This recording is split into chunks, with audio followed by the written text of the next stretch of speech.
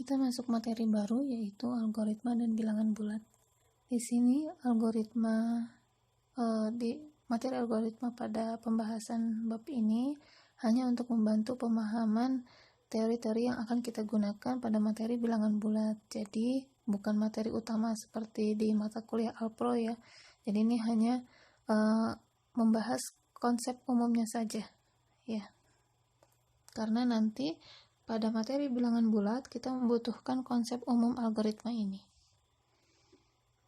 Seperti yang kita ketahui, algoritma itu pada dasarnya adalah berupa langkah-langkah proses penyelesaian masalah yang disusun secara sistematis.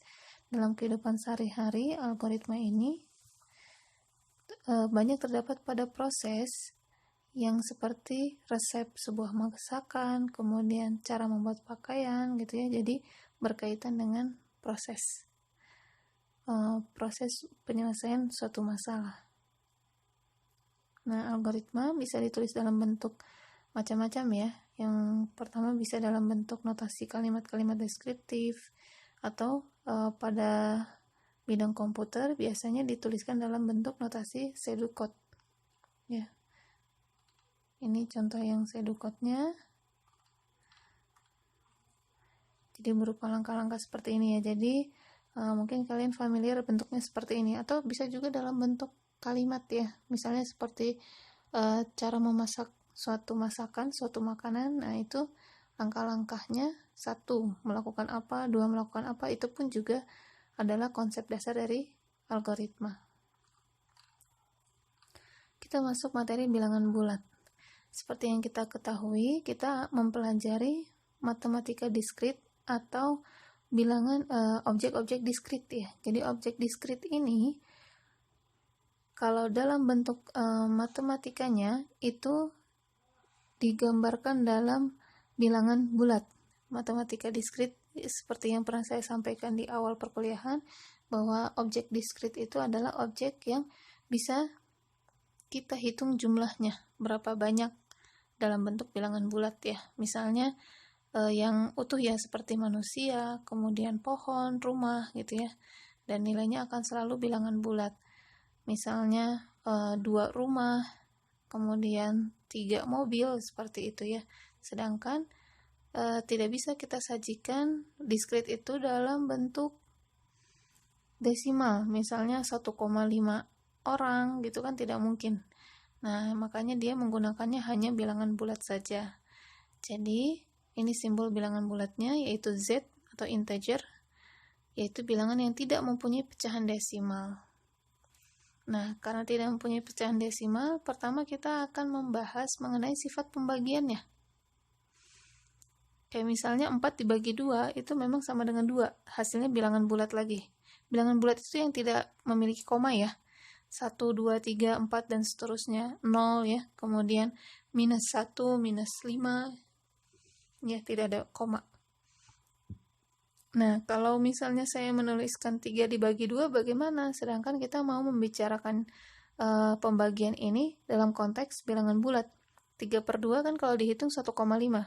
1,5 ini penulisannya bagaimana? Agar tetap penyajiannya menggunakan bilangan bulat. Kemudian itu nanti dibahas di sifat pembagian. Kemudian ada juga konsep-konsep seperti bilangan prima, aritmatika modulo, yang nantinya kita akan menyusun menggunakan algoritma Euclidean. Nah, ini ya, kenapa dikenalkan algoritma dulu? Karena kita akan mengerjakan menggunakan algoritma Euclidean. Kemudian dari sifat-sifat dan karakter dari bilangan bulat nantinya akan kita gunakan dalam bidang ilmu kriptografi. Kita pelajari yang pertama, yaitu sifat pembagian pada bilangan bulat. Misalkan A dan B adalah dua buah bilangan bulat dengan syarat A-nya tidak boleh sama dengan 0. Kita menyatakan bahwa A habis membagi B jika terdapat bilangan C sedemikian sehingga B sama dengan A kali C. Jadi intinya adalah habis membagi ya. Istilah habis membagi itu dinotasikan dengan tanda garis lurus ini. Ya, jadi misalnya, atau bisa pula dinyatakan sebagai B kelipatan A ya. Misalnya ini, 4 dan 12. Ini kan 4 habis membagi 12 ya, karena hasilnya adalah sama dengan 3, 12/4. Ya. 4 habis membagi 12, karena 12 sama dengan 4 kali 3. Ini juga sama, 5 dengan 25.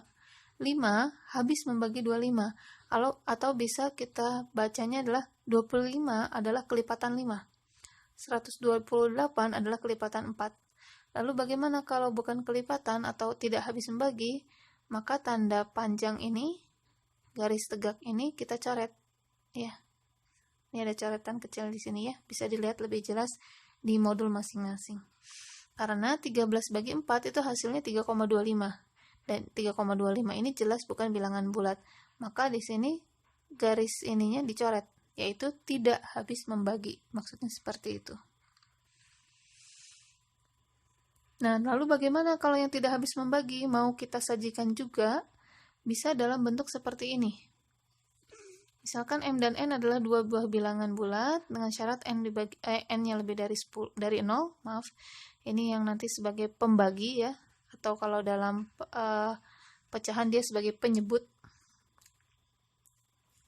Jika M dibagi dengan N, maka terdapat dua buah bilangan unik, yaitu Q dan R, di mana Q-nya adalah quotient dan R-nya adalah remainder atau sisa hasil bagi.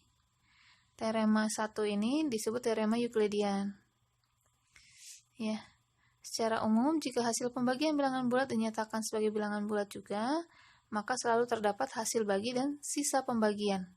Ya, quotient ini maksudnya adalah hasil bagi, Q-nya itu adalah hasil bagi, R-nya adalah sisa. Ya. Nah, ini ya. Penjelasannya, M itu adalah yang dibagi, N itu adalah pembaginya atau penyebut kalau di pecahan, Q itu adalah hasil baginya, R adalah sisanya. Nah, seperti ini. Nah, untuk mengekspresikan hasil bagi dan sisa, ini dinotasikan dengan div. Q sama dengan M div N, R sama dengan M mod N. Kalau div itu maksudnya adalah ini ya, divide ya, jadi dibagi M, dibagi N, hasilnya adalah Q.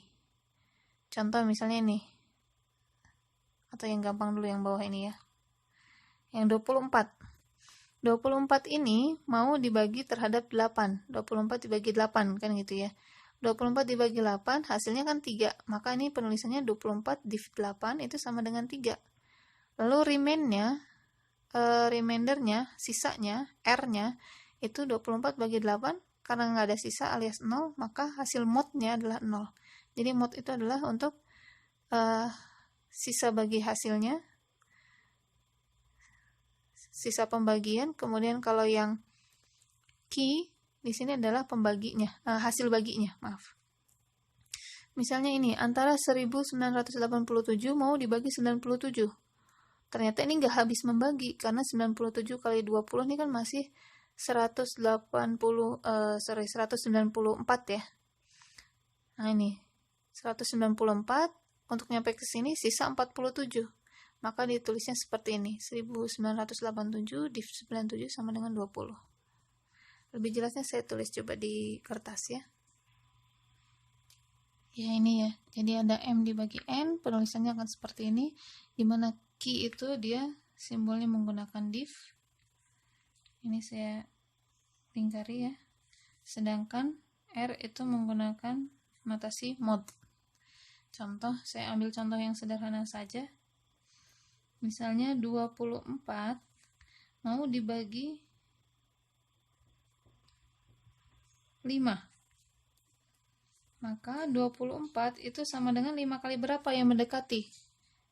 Kan yang mendekati berarti ke angka 20, berarti 5 kali 4. Kan gitu ya. 5 kali 4 masih 20, sisa kurang berapa? Kurang 4. Maka 4 yang di sini ini nantinya yang menjadi Q, dan 4 yang di sini yang nantinya menjadi R. Atau kalau saya tulis berarti 4 itu sama dengan 24 div 5, dan 4 juga, 4R yang ini ya, 24 mod 5. Seperti itu. Contoh yang lainnya, saya ambil yang mudah, 13 mau dibagi 2. 13 sama dengan 2 kali berapa yang mendekati 13? Yaitu 12 ya, 2 kali 6. Sisanya berapa? Yaitu 1. Maka yang 6 ini adalah sebagai Q dan R ini yang 1 ini yang sebagai R. Atau kalau saya tulis dalam notasi, ini berarti 6 sama dengan 13 div 2 dan 1 itu adalah hasil mod dari 13 dan 5 dan 2. 13 mod 2. Seperti ini ya untuk sifat pembagian. Jadi nanti yang ini notasinya div, yang ini notasinya adalah R mod ya notasinya.